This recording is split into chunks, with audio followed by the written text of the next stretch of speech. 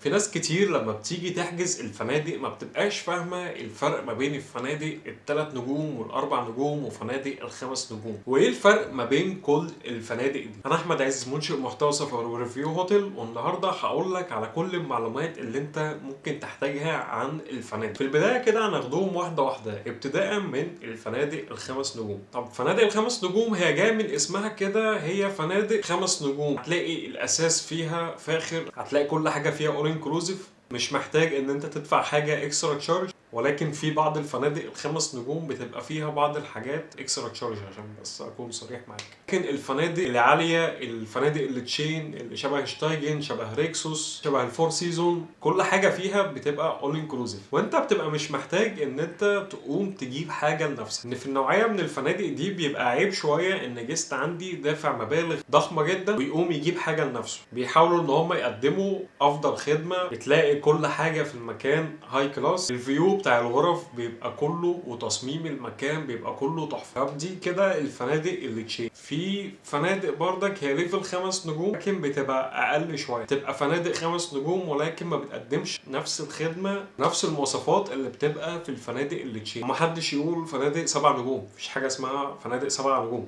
الفنادق كلها خمس نجوم، دي اعلى حاجه. السبع نجوم دي كده الناس بتقولها على الفنادق العالية جامد، يعني اللي شبه فور سيزون، اشتايجن، ريكسوس. ولكن كل الفنادق دي خمس نجوم، مفيش حاجة اسمها فنادق سبع نجوم. دي بتبقى نجمتين شرف كده بيتقال عليهم يعني. ولكن لو دخلت حجزت في أي ويب سايت على مستوى العالم هتلاقي الفنادق كلها خمس نجوم. طب بالنسبة للفنادق الأربع نجوم، دي فنادق بتقدم إمكانيات عالية ولكن بأسعار أقل.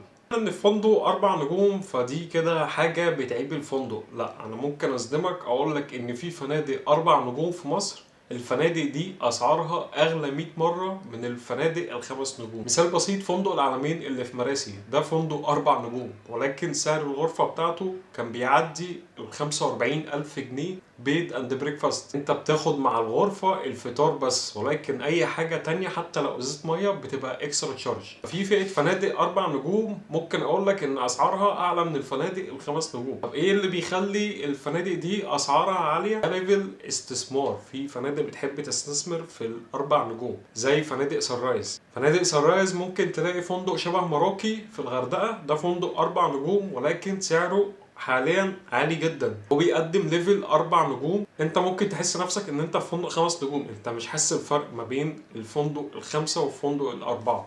طب بتبقى بناء على ايه الفندق ده اربع نجوم او الفندق ده خمس نجوم؟ النجمه الخمسه دي ليها حسابات كتير جدا. الفيو بتاع الغرف، الفندق بيقدم غرف سي فيو على البحر ولا مش بيقدم؟ الفندق بيقدم خدمات لذوي الاحتياجات الخاصه ولا مش بيقدم؟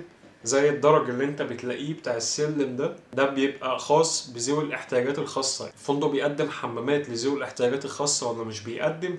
في حاجات كتير جدا بيتقيم عليها النجمه الخمسه، ممكن ان انت ما تحسش بيها قوي. والفنادق الاربع نجوم بتبقى فيها حاجات كتير اكسترا تشارج، من ضمنها فريشات ومن ضمنها المطاعم المتخصصه، المطاعم الالاكارت، دي كلها بتبقى حاجات اكسترا تشارج. كمان تلاقي على الكوكتيلات اكسترا تشارج. الكوكتيلات العاديه اللي هي من غير الكحوليك دي بتبقى كوكتيلات كلها اغلبيه الفنادق بتقدمها اكسترا تشارج في الاربع نجوم. الغرف بتاعتها بتبقى اقل شويه في المستوى، ما بتبقاش فيها حاجات لاكشري او حاجات واو قوي شبه الفنادق الخمس نجوم. ولكن في بعض الاحيان في فنادق زي ما قلت لك بتبقى اربع نجوم وبتقدم ممكن كواليتي احسن من الخمس نجوم. فهي بتبقى على حسب المكان، الفندق ده موقعه فين، وعلى حسب البراند. في براند بيبقى معروف ان البراند ده بتقدم كواليتي جامده حتى لو هو الفندق اربع نجوم. واخر حاجه هي فنادق الثلاث نجوم، ودي بتبقى فئه الفنادق الاقتصاديه، يعني بتبقى غرفه اقتصاديه جدا، غرفه عاديه ما فيهاش اي حاجه مميزه. بيبقى فندق بيقدم الحاجات الاساسيه، بيبقى اول انكلوزيف وكل حاجه، ولكن اي حاجه تاني بتبقى اكسترا تشارج.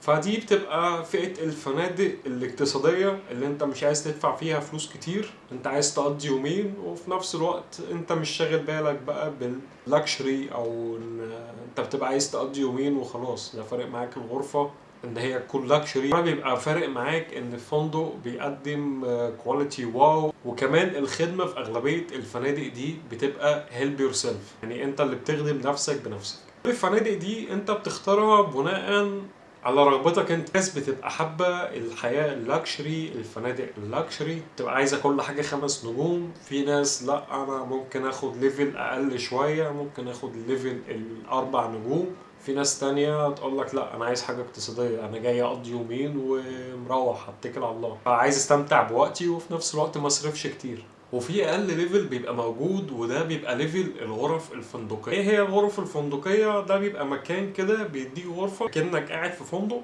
احيانا بيبقى موفر بول، احيانا بيبقى موفر بيتش، حسب المكان. ولكن اي حاجه تانية بتبقى اكسترا تشارج. في ليفل الهوستل بيبقى اقل حاجه، احيانا ممكن تختار ان هي تكون شيرنج مع حد، واحيانا بتختار الغرفه ان هي تكون برايفت تاخدها لوحدك يعني. فدي على حسب الميزانيه اللي انت بتبقى حاططها لنفسك، وعلى حسب انت عايز تختار ايه. وكده في الفيديو ده انا اكون لميت لك كل الاسئله اللي انت تكون بتسال عليها في الفرق ما بين الفنادق في مصر. لو انت عايز تعرف شكل الغرف الفندقيه دي بيبقى عامل ازاي، هسيب لك لينك فيديو ليالي ابارتمنت في الديسكريبشن. ده من الاماكن اللي بتقدم غرف فندقيه اللي انا كنت عامل عنها فيديو قبل كده في الغردقه. في نهايه الفيديو ما تنساش السبسكرايب واللايك، ويا ريت تفعل زر الجرس.